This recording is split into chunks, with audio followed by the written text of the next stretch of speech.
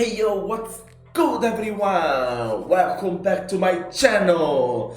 Today we're gonna do another reaction of geography now. Papua New Guinea. Look at that. We start already with the picture of a dinosaur. This is gonna be nice, guys. I don't remember how many reaction I already made of geography now. They always amaze me, every episode. And this time we are checking out for the first time a country from Oceania. And I think, we already covered all the 5 continents. I mean, there's also Antarctica, whatever, but there's no history of people or culture, so I think probably they don't have that one. So they just cover continents with people. So let's just check it out, guys, because I really have no idea about Papua New Guinea or other oceanic countries. I mean, besides Australia and New Zealand, but let's just check this out. Do you believe dinosaurs exist? Well, if you want to try and find one, Papua New Guinea is probably your best bet. Really? They have the fossils.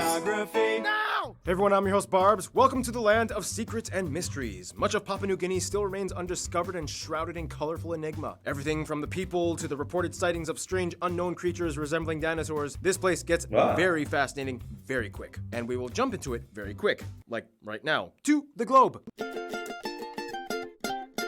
Papua New Guinea is like the bridge between Asia and the Pacific. Everything that moved east at some point It's right next to Indonesia, if I'm not wrong. Through here. First of all, the country is located in Oceania, just about 100 miles or 160 kilometers above Australia's Cape York Peninsula. However, keep in mind these small islands just off the coast of Papua New Guinea actually belong to Australia as part of the Torres Strait island chain, meaning that at its narrowest, Papua New Guinea is only about 4 kilometers away from Australia. It is part of the largest nation in the oceanic subregion known as Melanesia. The island is on a larger island called New Guinea, shared by the Papua and West Papua regions of Indonesia, which make up the second largest island in the world after Greenland. The border is actually not a straight line though. If you look closely, there is a slight indentation to the west at the Fly River. This was actually created in 1893 to allow better policing of the area by the British back when it was a colony. The country has somewhere over 600 islands, the largest one being called New Britain, which curves into New Ireland in the Bismarck Archipelago. The country is divided into 22 provinces, the autonomous region of Bougainville, and the capital district for the capital, Port Moresby, located in the south. Port Moresby, of course, holds the largest international airport, Jackson's International, and they also have the largest shipping port as well. Otherwise, the second largest city, Lae, of course, holds the second busiest airport, Lae's Nazab Airport. Getting around in the country is a little difficult, and most people actually prefer to fly regionally rather than taking a road. The reason being because many roads just don't exist. In the south, you have the Haritano Highway. In the center, you have the Highlands and Ramu highways, and in the north you have the Northern Corridor. Roads also exist on the largest islands, however much of the country, especially on the interior, is inaccessible and isolated from land transport. So to get to most of them, people fly to the many small airports and airstrips, about 8 of them altogether. Crazy. Interesting fact, the Rabaul airport was actually destroyed by a volcanic eruption. I mean, it was actually built at the foot of an active volcano, so I don't quite see how they could have missed it, but okay. In any case, if you were paying attention, we said that Papua New Guinea actually has an autonomous province, Bougainville. This place is interesting because it kind of wants to break away. For one, geographically, it's classified as the northernmost part of the Solomon Island chain, even though it's not part of the Solomon Islands as a country. Second, well, the real controversy started in the 70s. It was like, all right, you two, after decades of being trust territories, I'm giving you independence. finally! I can't wait to start my own thing! No, like,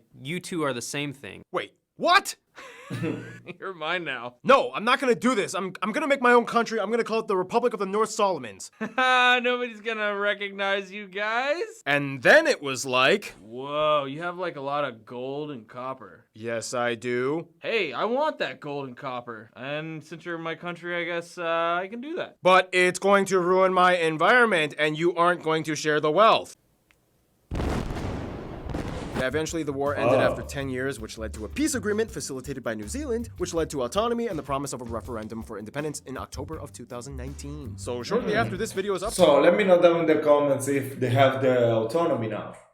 uploaded, it could be outdated. Do you think, like, Yeah, Bougainville please. will vote for independence? Not my business to say, but recently New Caledonia voted to stick with France, so who knows? The Pacific Island region is shrouded with mystery. Like the notable sites to see if you decide to visit, such as the National Museum and Art Gallery, Rabaul, the volcano capital of the country, with the destroyed ruins, the Lae War Cemetery, the Parliament House, the J.K. McCarthy Museum, the Kokoda Track, and you can check out all of these festivals in various locations. Now those are all cool spots to check out, but the thing about Papua New Guinea is that the best thing to see is the unknown, the vast undiscovered interior that many people have not encroached upon. And it gets pretty intense. Like, what on earth is this, or this, or this? Find out in the next segment. Is that a mushroom?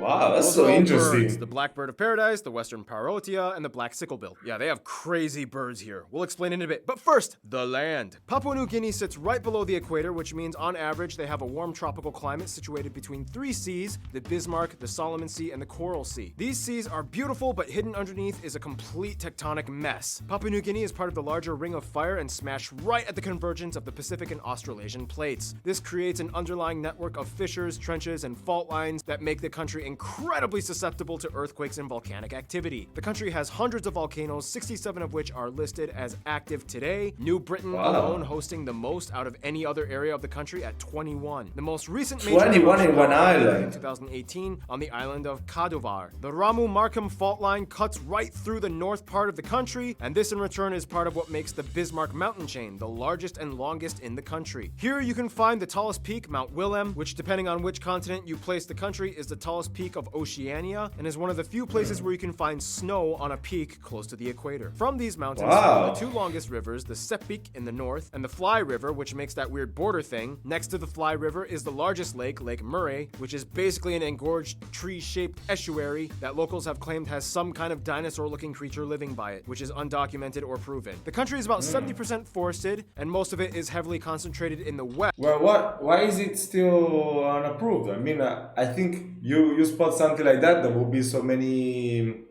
how you call that, so many tourists. I mean, explorer people, you know, coming there to try to take a picture for like Animal Planet or stuff like that. They still haven't done that. West, near the border. In addition to the forests of the Indonesian side, this makes the New Guinea rainforest the 3rd largest in the world after the Amazon and the Congo. Generally, the country is divided into 4 geographic regions: the highlands, the islands, the Momase, and the southern region. Basically, the highlands are the mountains. They have a cooler climate with higher elevations. The Momase have lush, fertile valleys where much of the agriculture is done. The southern areas are flat, humid, and marshy, and the islands are tropical and islandy. Yeah, quite an interesting setup, right, Bob Saget? Yes, it is. Not only is Papua heavily forested, but they have some of the most unique animal species known to man. You said they have dinosaurs, right? Okay, it's kind of like a hook to maintain audience retention. I'm not the only YouTuber that does it. Ah, so you're lying for views. I'm not lying. I'm just saying people have reported something that could or could not be true and needs more evidence. Isn't it your job to report facts? It's a fact that people have made reports, and it's your job to finish your last line in the dialogue that I wrote in this script. You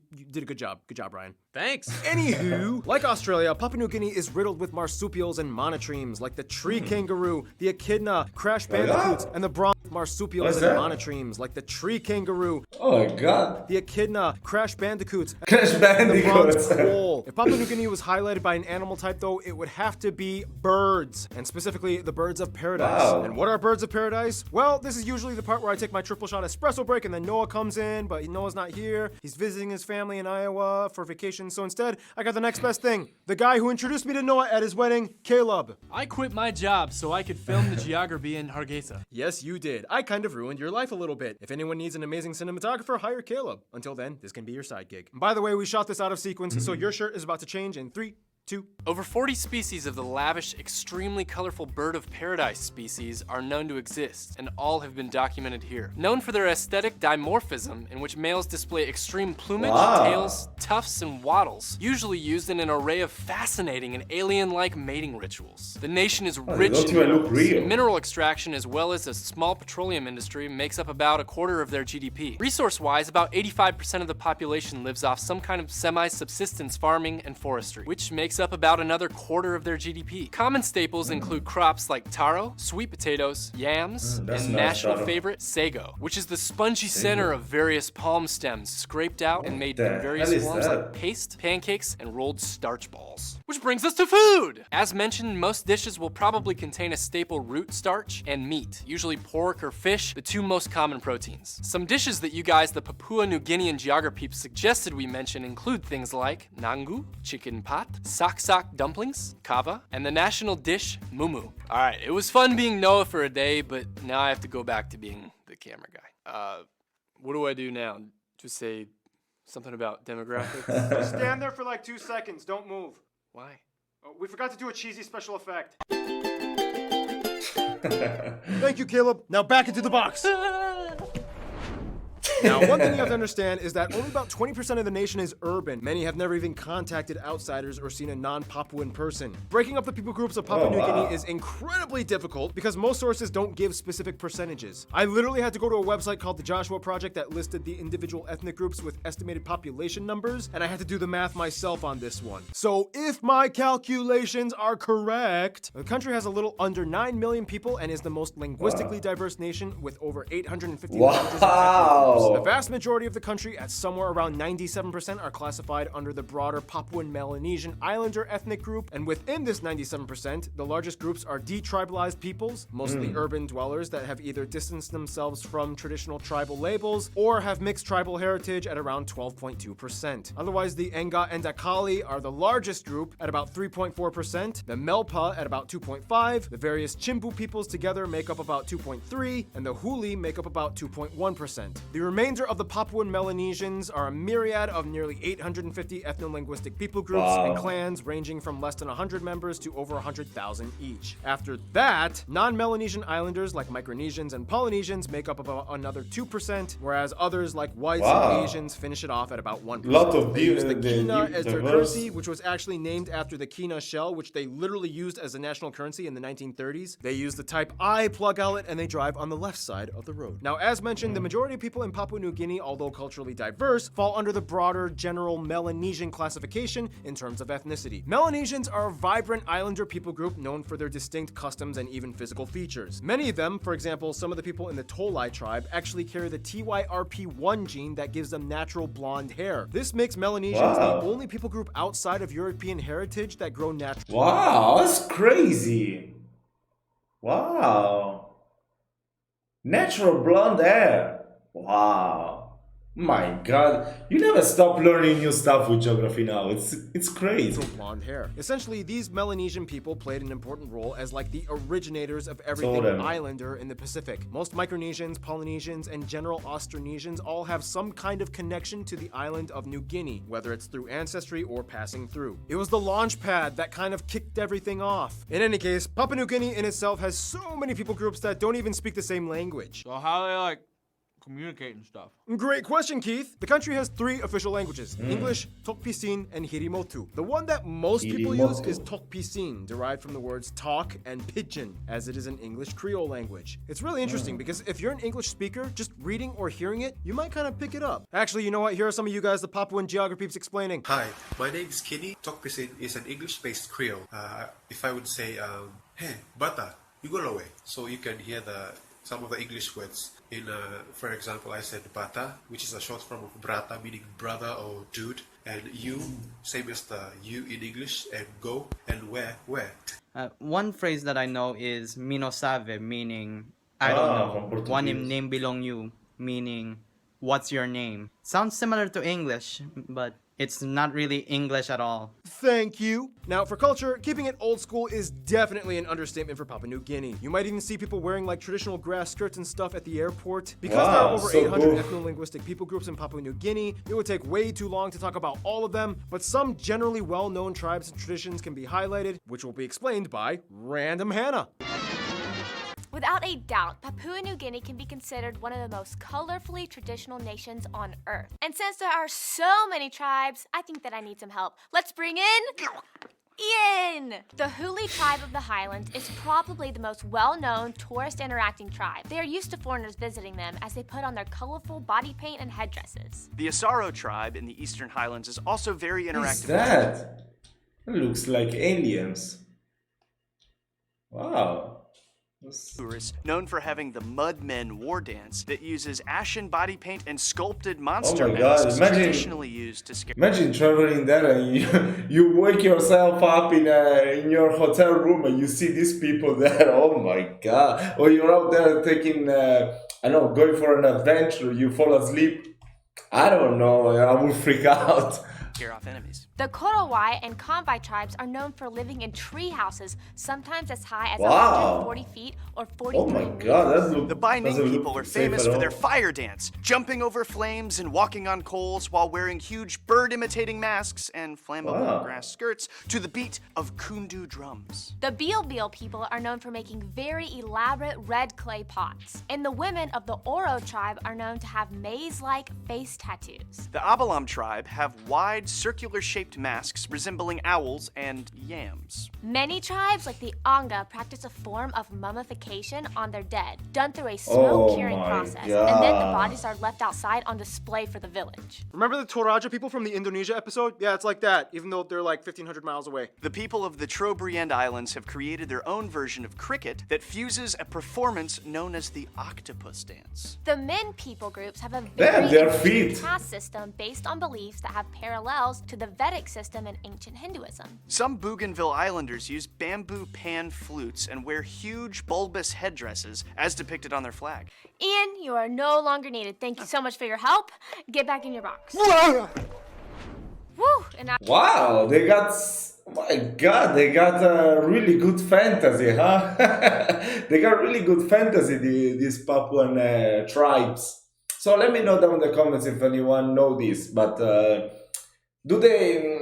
How do they start to do something like that? I mean, do they know that other tribes do kind of weird / interesting stuff, so they try to come up with something original as well, or it's just like this? It's just their history, their how they were born through the generation and stuff like that. Let me know. I think it's interesting. after all that, that's not even scratching the surface. For what it's worth, though, it is said that 3 things mainly unite the Papua New Guineans: God, rugby, and Tokpisin. I'm gonna put Ian really? down now. The dominant religion most claim to adhere to in Papua New Guinea, at somewhere around 95%, is Christianity. Traditionally, many of the people groups came from a background of Amnist and Papuan ritualist belief that ranged from tribe to tribe. Otherwise, almost all Papua New Guineans can agree they love rugby. Their national team, the Kumuls, is cheered on by everyone in every province from every tribe. They sing, they chant, and scream. Speaking of which, that brings us to Keith's stupid music segment.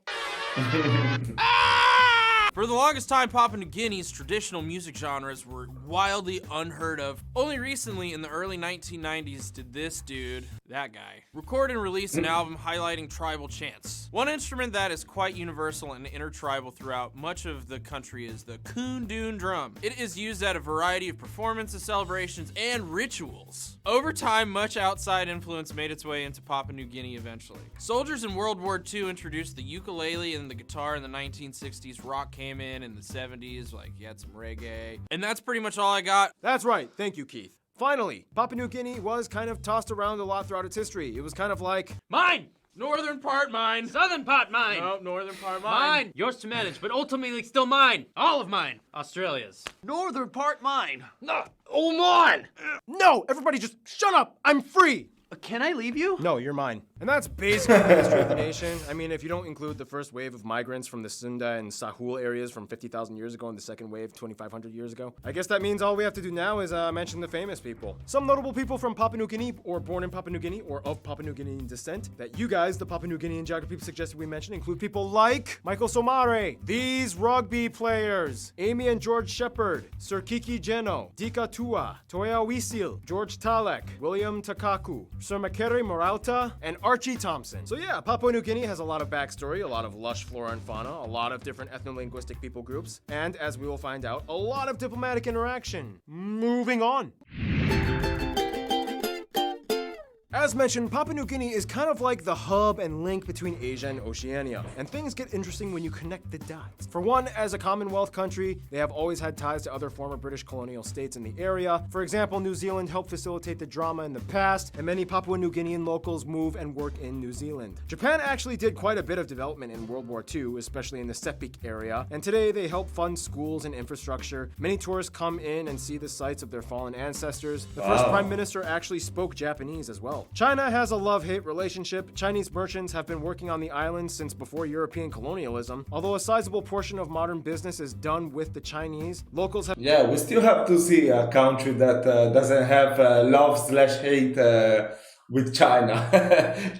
Almost every country has that love-hate relationship with China. Have expressed concern over the escalating power struggle and have even rioted against Chinese-owned businesses. Nonetheless, China is still a key player in their diplomacy. In terms of their best friends, however, most Papua New Guineans would probably say culturally all the other Melanesian nations, most especially the Solomon Islands and Vanuatu though. They speak similar pidgin languages, many people travel and marry people from these countries. They are also co-founders of the Melanesian Spearhead Group, and together these three nations get each other the most. Australia, on the other hand, is the closest in terms of pretty much everything else. As a former dependent territory, they've kept close even after independence. They are the biggest trading partner, investor, aid provider. The English they are taught even follows the Australian accent. The native Aborigine population are technically cousins of Papuans, and even though there was a brief halt with tension over the 2006 Julian Moti affair, they've moved on and enjoy a pint nonetheless over a rugby match. In conclusion, Papua New Guinea is a place of color, contrast, origins, yet mystery. When you come here, you have the clues, but never enough. Go ahead, find that dinosaur. Stay tuned, Paraguay is coming up next. Ah, this was really nice. This was really nice. I love when I start to react to an episode of Geography Now and I know basically zero about a country, and then I finish and I know a lot of stuff, you know? It's really a good feeling. It's really a great feeling. So, guys, that was the first country I reacted from Oceania. Oceania. I don't know how it's correct to pronounce it. But anyway, guys, let me know which other country you want me to react to next. If you want me to do another oceanic country, let me know down below and which one you want. And that's it, guys. I will see you next time.